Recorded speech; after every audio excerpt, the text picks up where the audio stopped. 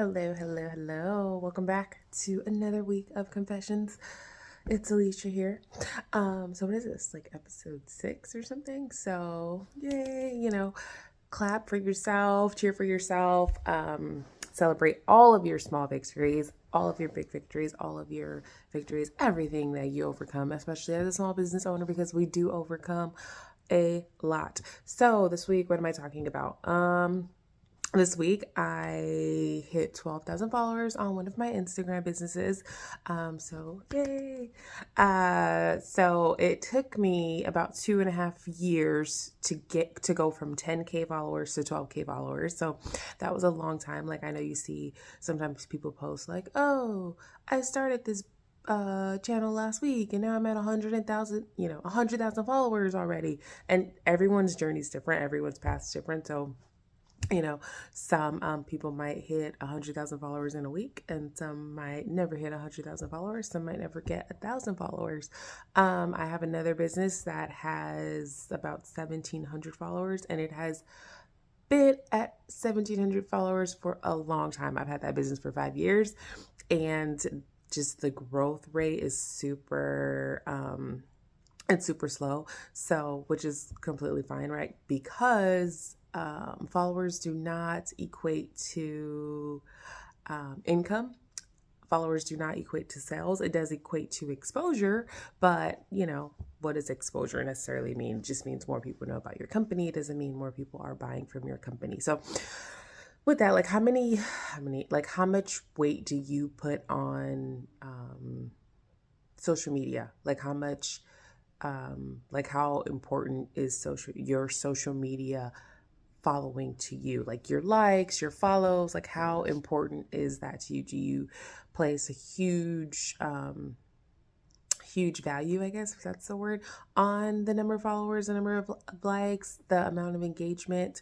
Or is it just kind of like it's just a thing, right? You just know it's another tool to help grow your business. So I'm curious as to like how much weight people put on Instagram following, especially like I've had this business for 7 years. So I remember when like Instagram, your following was like your feed was people you followed, your feed was chronological. So things have definitely changed, and I've definitely seen like the change in engagement. I had to grab my coffee and also let the neighbor's dog stop barking. So we were talking about followers. Just a reminder, followers and likes do not equate to sales. And make sure you are um, creating content, not just to create content, but you're creating content with intention and purpose. So over the past, I don't know, 4 days, I took like a social media sabbatical, which I'm actually going to continue because it was very, very nice. Because I did post every day. I posted on my story for my one business every day. Um, but it gets draining. It gets draining, and then you find yourself creating content just for the purpose of creating content, not being intentional with your content. So, make sure you're intentional with your content. Your content is adding value. Your content is showing, not just what you sell, but like what's the purpose of what you sell? Why is it a great value? Things like that. So just, and I have to take my own advice. Like I said, I found myself posting just to post on my one business, completely neglecting my other business, but I just am going to work on being more intentional with my posts. And if I post once a week because I am being more intentional, then it's going to have to go to once a week. But that is something that I'm doing. So let's see, what else am I talking about? So also I did change the format of my confession. So what I was doing was I was creating videos throughout the week, and then I would kind of do like an intro and then combine them. But I decided I'm going to just create one video. I'm going to continue on my blog. So visit my blog if you want to know what's going on throughout the week. So I'm going to visit my I'm going to continue on my blog, writing things that have gone on throughout the week, and then at the end of the week I'm going to wrap it up for a vlog for you. So visit my blog, vlog. So then I'm gonna go back and forth and just kind of read some things from my blog to elaborate like on what's going on and things like that. So like I have like one, oh, so like I talked about on my blog this week is how my video from last week I had recorded from a friend's house because I was at my friend's house and it was time to record. Like, my videos are due on Sunday. And so one thing as business owners that we have to often, no one else is going to do it for us. And so we got to get it done no matter where we are. And yeah, so if you noticed my video from last week, completely different place because I was somewhere else. But, you know, as a small business owner, the show doesn't stop because you're somewhere else. No one else is going to do it for you. So you got to get it done. Let's see. Oh, something else that happened. How do you handle unsolicited advice from a non-business owner? So, I love getting advice, especially if I ask for it. If I don't ask for it, you know, I still listen to it, but I'm like, who asked you? Or like, who made you the expert in that area? Like, I would never tell, someone who, I don't know, let's say someone who runs, who fixes cars. Like, I would never tell them, like, maybe you should fix the car like this, because I don't know anything about fixing cars, especially like if they don't ask. So like, I'm curious as to how do you handle unsolicited advice from people who aren't small business owners. Doesn't mean they don't have good advice, but it's just like what makes them the expert in the area of business when like they don't run a business. Again, I do appreciate positive feedback. I do appreciate feedback from loyal customers who are like, oh, maybe you can add this to your store, or maybe, you know, but like people who try to give you advice on how to run your business blows my mind because, again, what made you the expert and what gives you the knowledge on running a business when you've never ran a business before? But like I said, I never like shit on that person, or, you know, I put their advice kind of in the back of my head. So how do you handle unsolicited advice? You know, sometimes you just want to scream because you're like, I didn't ask you. But sometimes, you know, it might be good advice. I'm just curious as to like how you handle advice, unsolicited advice from a non-business owner. So let's see, what else did I talk about?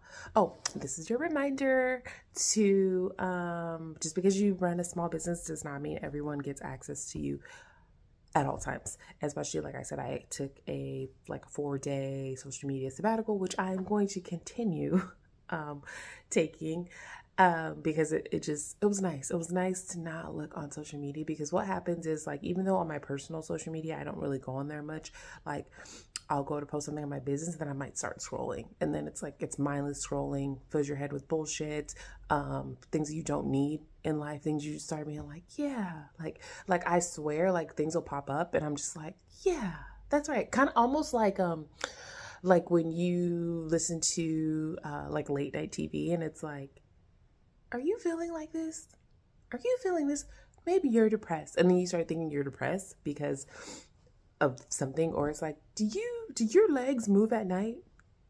Yeah, they do. You might have restless leg syndrome. You're like, what the fuck? Like, so, you know, do I have restless leg syndrome? So that's why it's the same thing. Oh, excuse me. It's the same thing with social media, right? Why I have to like, take a break, because then I start freaking questioning everything in my life, because it's some shit someone posted that they're not even, I was just talking about experts a little while ago. What makes you the relationship expert? What makes you the life expert? Now, don't get me wrong, there are people who are experts in these fields on social media, but you know, Jane sitting in her living room, like myself, posting about if he really loved you, he would do this. Like, what makes her the expert on if he really loved you? So anyway, so that's one of the reasons why like I kind of stopped scrolling. And it's not necessarily because of he really loved me, but it's just little things, right? Like just all types of shit that you see, right? You know, if you let someone go and they come back, like just random shit. So that's one of the reasons I don't really go on Instagram, really social media period, why I have stopped. And especially again, so for my business, I had to like take a break because that same shit pops up on my feed. So back to what I was saying. So everyone does not get access to you all the time. Just because you run a small business does not mean everyone gets access to you 24/7. Repeat after me. I run my business does not run me.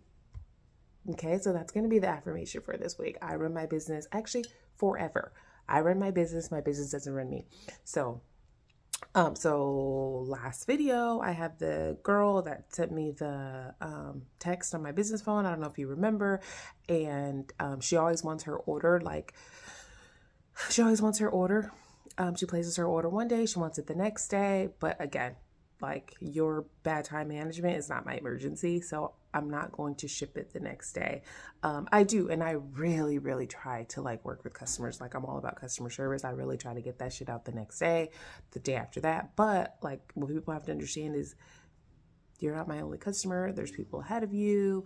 And yeah, it's not an emergency, you know? So anyway, she called me on my Instagram, on my, like, and I'm like, are you fucking kidding me? Like, girl, you can't just be like, oh, I'm gonna call you because I know I live somewhere in the vicinity of, like, you know, I live not too far from where your business address is located.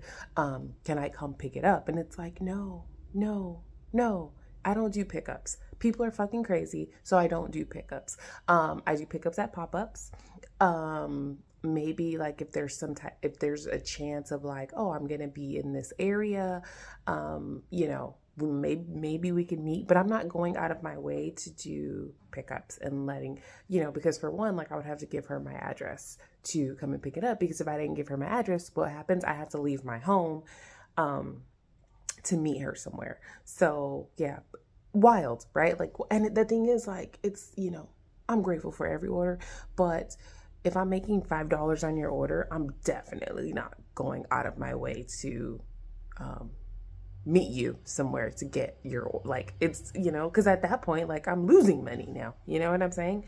So this is just a reminder that everyone doesn't get access to you all the time. If someone calls you on your business Instagram, you don't have to answer it, because don't call me on my business Instagram. Like, would you call Nordstrom's? Would you call Louis Vuitton? No, people don't do that. And when people do, you're like, what the fuck, you're crazy. But people don't get access to you all the time. That's just a reminder. Like, I know as a business owner, you're trying to grow your business. You want your business to be successful. You want to be good, you know, provide good customer service. But again, doesn't mean they get service. They get access to you 24/7. Hence why stores have store hours, right? Because people don't get 24/7 access to them. But also, like, do you communicate with your customers via like Instagram video chat? What the fuck? That's wild to me. Please don't. If you are a consumer, do not call a business on their video chat, you know? Yeah. So everyone doesn't get 24/7 access to you. And that's why you have communication avenues in place, so they can get to you through these different avenues. And then she called me after like business hours. So wild. Again, when I talk about these things, I talk about them to share stories about what small business owners have to go through, to also give you advice as a small business owner and a consumer, not shit on people, not to be a chismosa, not to be gossiping, but just to like share things that go on behind the scenes and to help you deal with those things.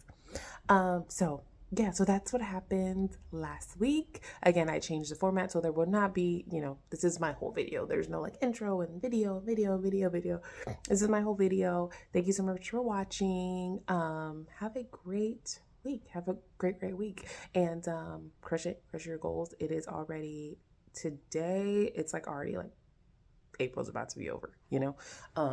So which is wild. Like, where does the time go? So anyway, get out there, crush your goals. Thank you for watching. Thank you for being here. Love ya.